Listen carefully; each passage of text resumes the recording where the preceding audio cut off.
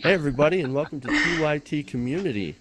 I have with me today, of course, my beautiful and wonderful co-host, Rhiannon and Avaneen, and I have a special guest today here with us, is Brad Friedman from bradblog.com. Holy shit. Hey Jeff, hey Rhiannon, good to be here. We're glad to have you, man. Thanks for being here. Absolutely stoked. All My right, pleasure, my honor. all right. So why don't we get started here and dive right in to the, well, gee, what happened yesterday? I think a little thing called Sequester. I want to break down some of the numbers. The sequester, of course, includes $42.7 billion in defense cuts, $28.7 billion in domestic discretionary spending cuts. You know, all these different numbers that you can find pretty much anywhere, right? So, like I said, Actually, you can't find them at bradblog.com. We're not playing the sequester game over there, so you can't find them there because we think it's bullshit. and I'll agree, and I want to get right into why it's bullshit.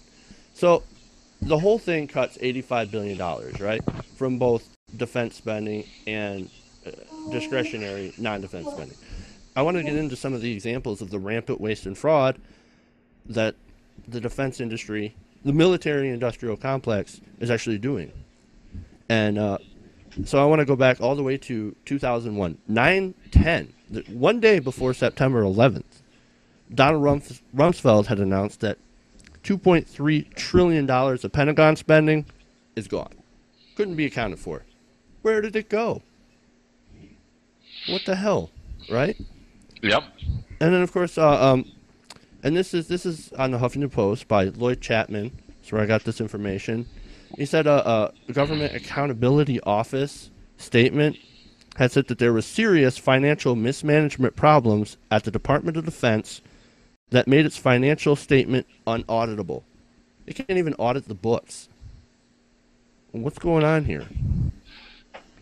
Well, that's the Department of Defense. I mean, every dime that is spent there is apparently sacrosanct. You can't cut anything from there. If they lose trillions or billions of dollars, it doesn't matter because it's the Department of Defense.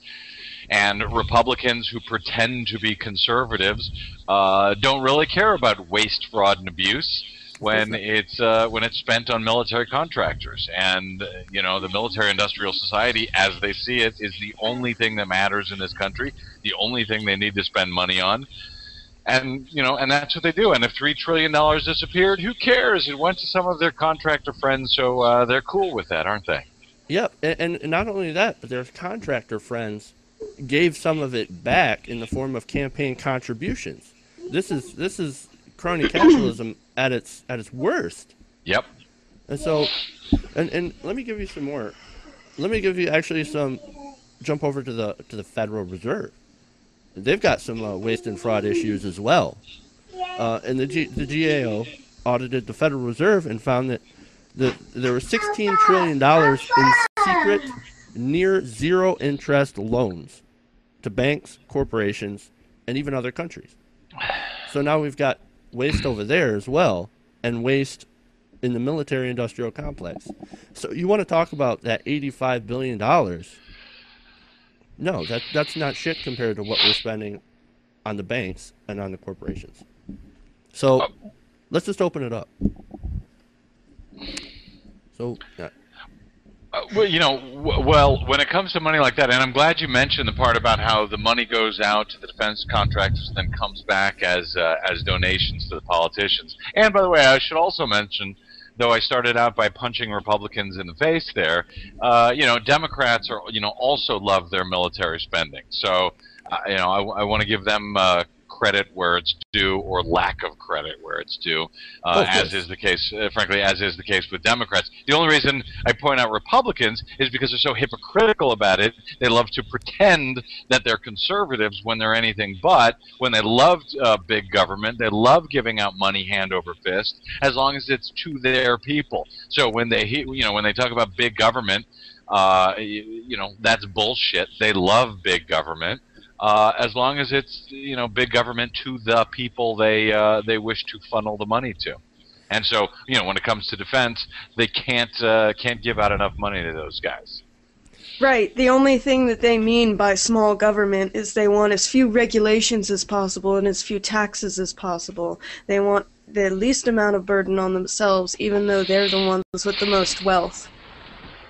What makes you so sure they want the least amount of regulations? I mean, remember, these are the guys who are proposing hundreds and hundreds of, abortion-related bills. Well, it depends on the regulations. It depends on the regulations, though. Right. What I'm talking about at the moment is business regulations. Well, here's what it comes down to. The Republican Party wants small government. They want government that's small enough to fit into a vagina, and that's it. Otherwise, let it go. Yeah. No, I mean, the notion that they want small government is ridiculous. It's a bullshit. It's a PR line they've been using for years. There's certain things, certain regulations they don't like. Others they would like to be huge. They would like to be in your, in your bedroom when it comes to marriage equality. They want to tell you who you can and can't marry. They want to, tell you if you have the right to have an abortion, if you have the right to vote. If you have the right to vote, even if you're a felon, a former felon who hasn't been in jail for years. So, there are some regulations they are against, a lot of regulations they are for, but to give them any sort of credit, whatever, to say that they are in favor of small government, I'm sorry, is just complete and utter bullshit. And that's what they run on to try to get elected, but it has nothing to do with the truth, frankly. They want absolutely no business regulations. They want no regulations for themselves, but they want personal regulations for everyone because they want to control people's lives and force them into this conformist image of what they need, which also includes denying them of education, because the more education someone has, the more likely they are to challenge the system and the way things are. And by the way, Rhiannon, I will agree with you on every point there, except even the idea of business regulations. I'm not sure I can go through with that. They want regulations on what kind of drugs people can buy, whether you can, buy marijuana, whether you can buy and sell alcohol. So I'm not even sure I'm going to give them the benefit of the doubt when it comes to business regulations either, frankly. Well, it comes down to what businesses are going to give them money. Yeah. What's going to enrich the corporations the most? It's what they're going. Right. For example, what they're going to do. Right. For example, they want to cut the funding for the FDA and cut regulations for the FDA, so that they have an easier time not having to worry about these tree huggers who want to cut down on the amount of pollution that they're throwing into the rivers and throwing into the landfills. That's the kind of regulation that they want to do away with.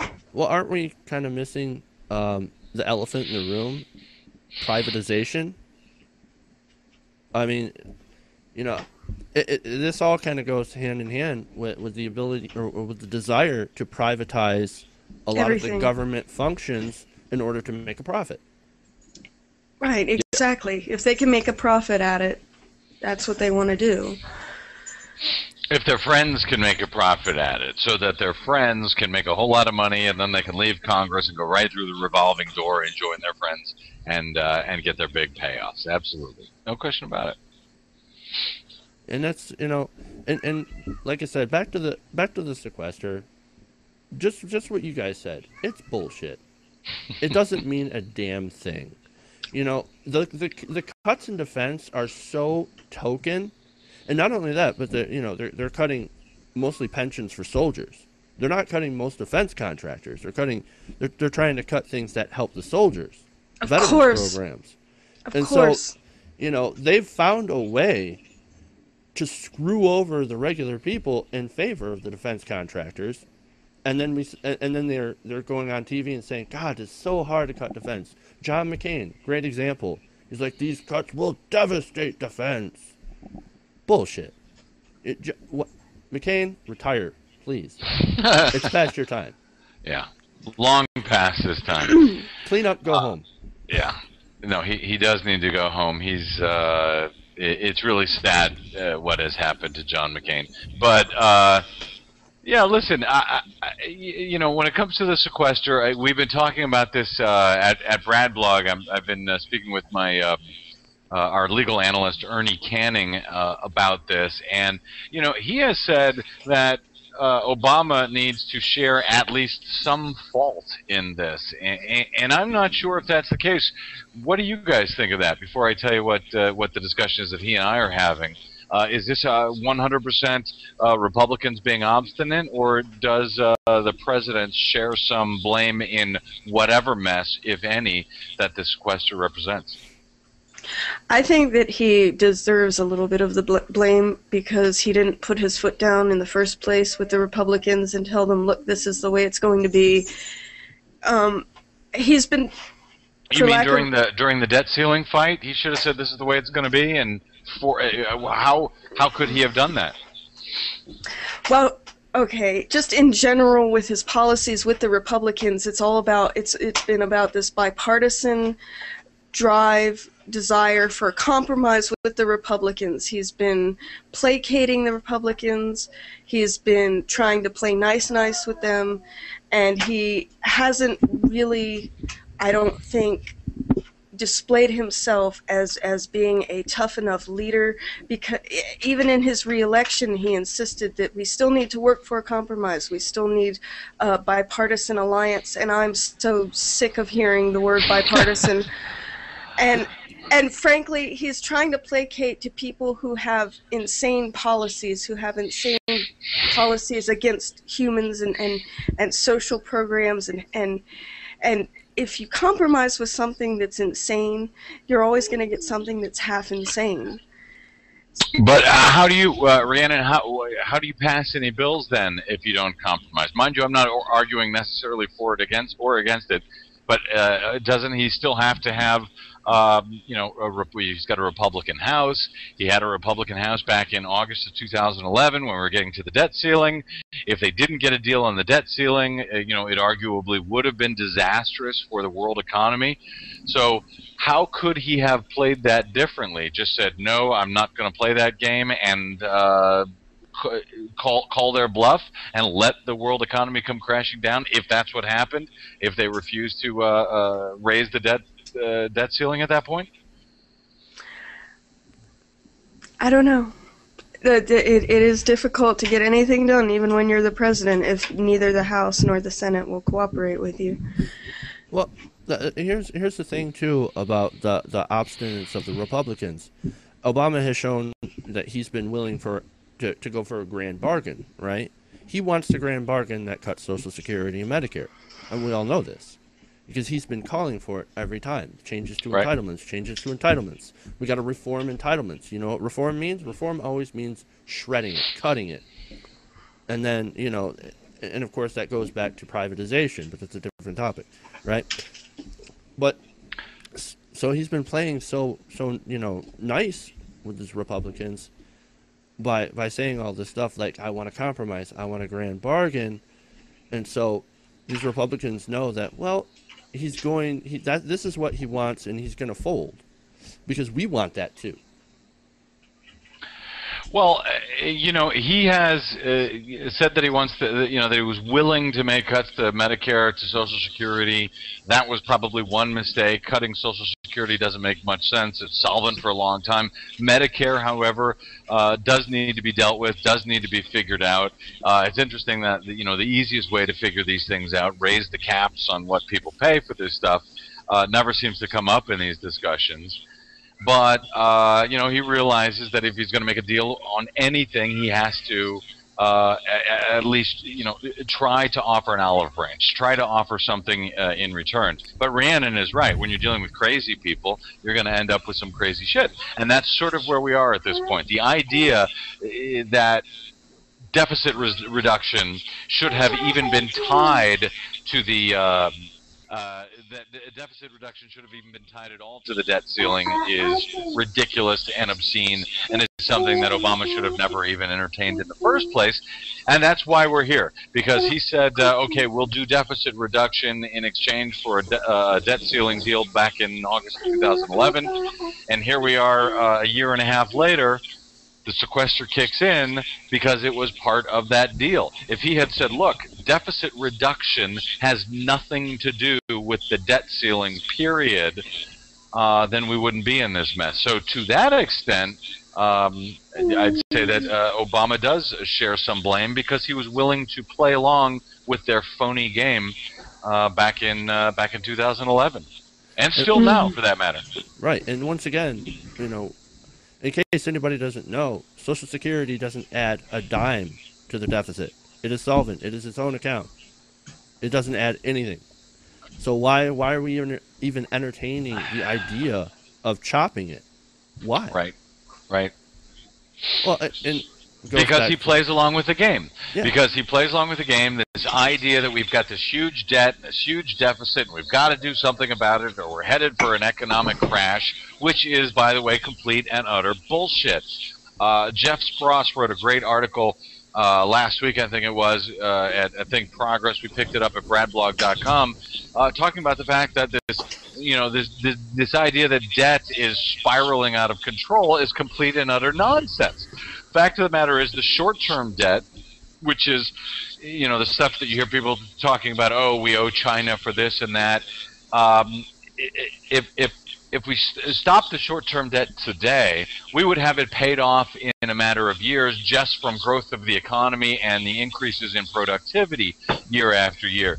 The debt that people are pretending is an impending disaster, as Paul Ryan did, for example, during the campaign, is the debt associated with Medicare, rising healthcare costs, Social Security, that is, down the road 20 years or 75 years, as Paul Ryan was discussing. Well, predicting what the economy is going to be like in 75 years is utterly ridiculous. As Spross points out, it would be like predicting what the 2013 economy was going to be like back in 1934.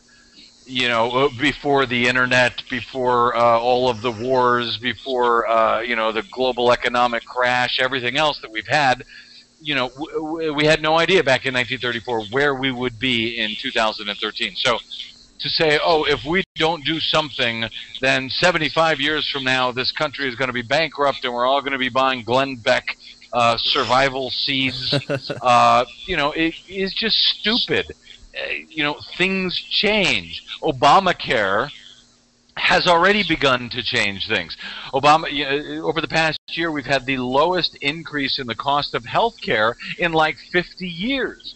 Why? Well, it looks like Obamacare is already having an effect in bending the curve, as they used to say, the curve for the rise in healthcare costs. So when you see these numbers from the CBO and so forth, we don't necessarily, they are predictions and they are based on assumptions from the past, but they don't take into account the changing effects of policies into the future. So it's really just a game. It's a scare tactic that guys like Paul Ryan either believe or he's too fucking stupid to know better, to imagine that our economy is not going to change in any way, shape, or form. So if everything stays exactly as it does today, in 75 years from today, there'll be freakouts in the streets, and it's just ridiculous. It has never happened that way in the history of our country. And unless these Republicans are allowed to go along with their madness and the Democrats are dumb enough to play along with it, that sort of thing never will happen. But that's the debt that everybody's freaking out about. It's not our existing debt.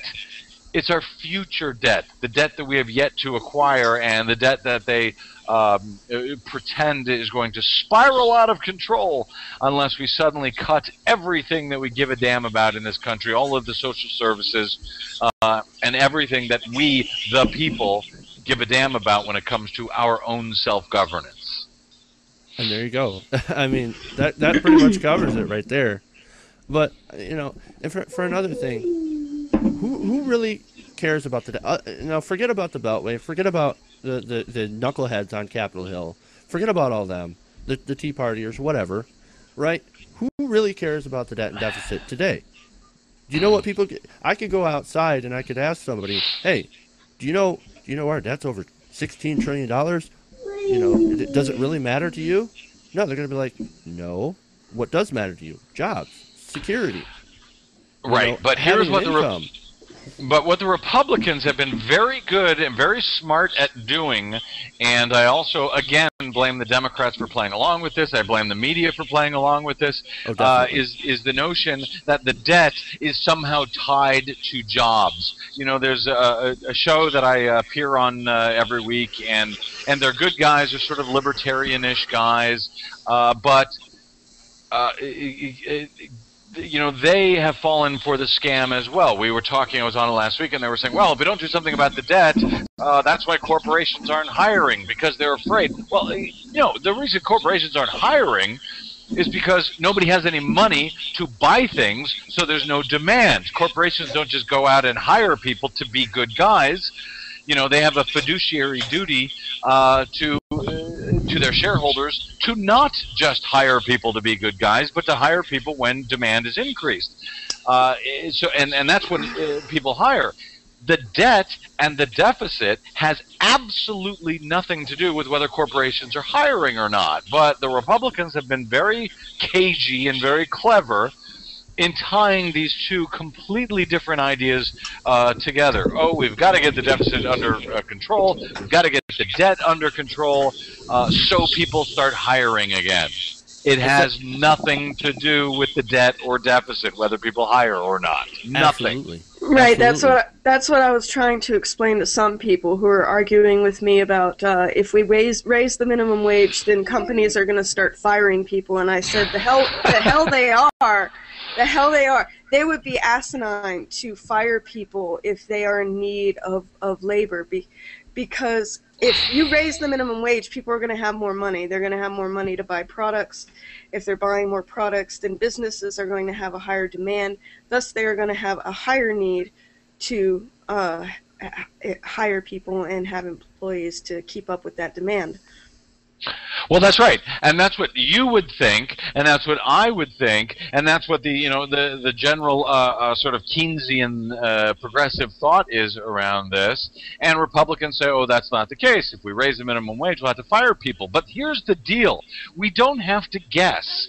We don't have to say, God, I wonder if Rhiannon is going to be right on this one, or I wonder if Paul Ryan is going to be right on this one. We can go back and look at history when we have done this before, when we have raised the minimum wage. We can look to see, did people end up getting laid off because of it, or did the economy grow and people were hired?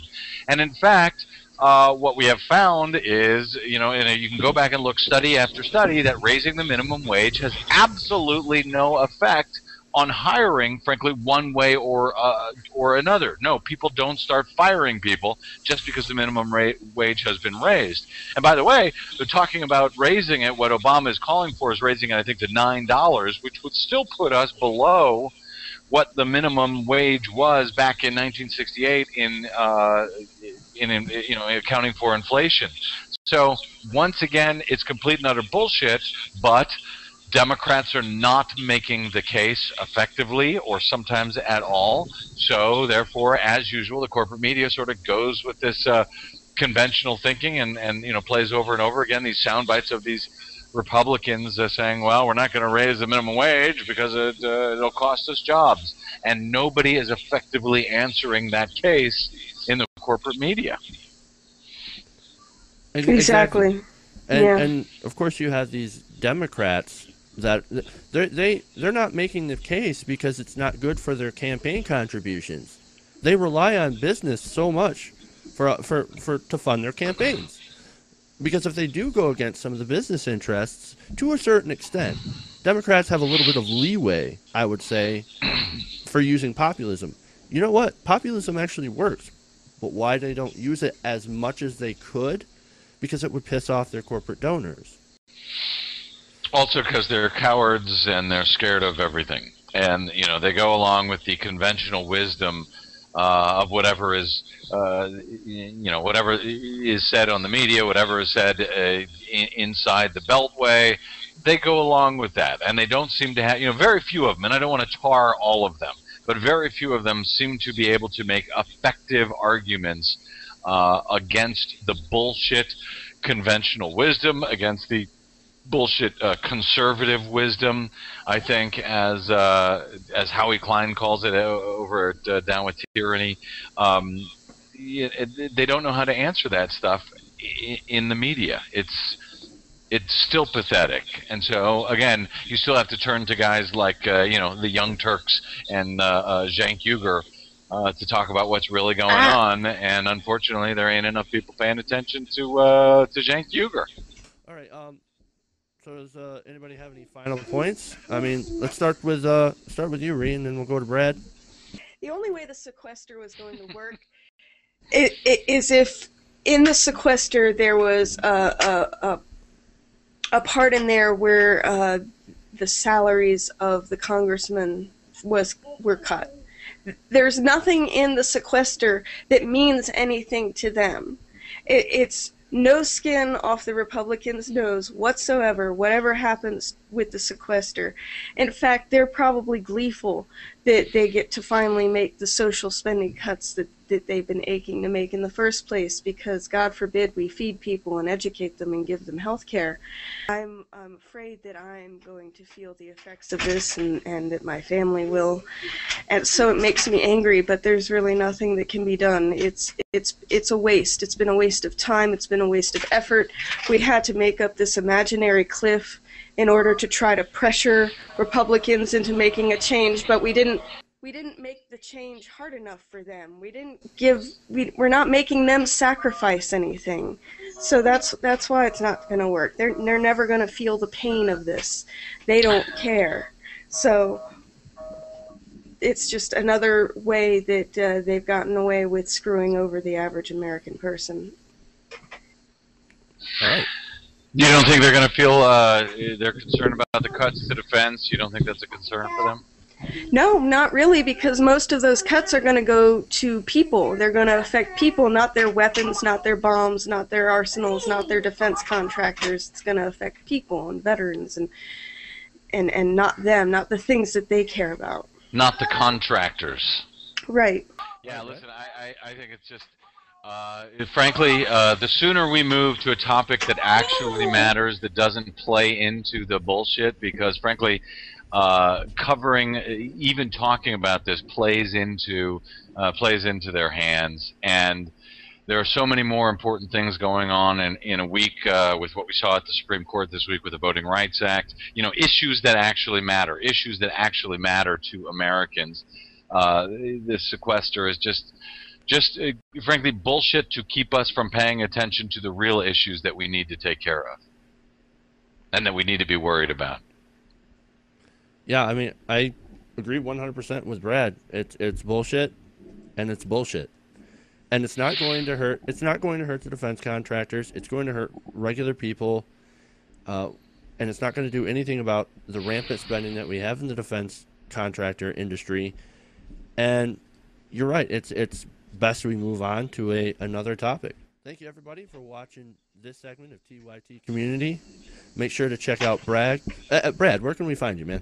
You can find me at bradblog.com. You can find me on the Twitters at TheBradBlog, and also on the Facebook at TheBradBlog as well. Well, there you go. That is the hookup. Rhea, where can we find you? You can find me at facebook.com/LadyRhiannon824. And you can find me at my blog at LadyRhiannon824.blogspot.com. And you can find me on Twitter at LadyRhiannon824. And you can find me on YouTube at YouTube/user JC Waldorf. So check out my show there. Thanks everybody for watching, and stick around for more clips.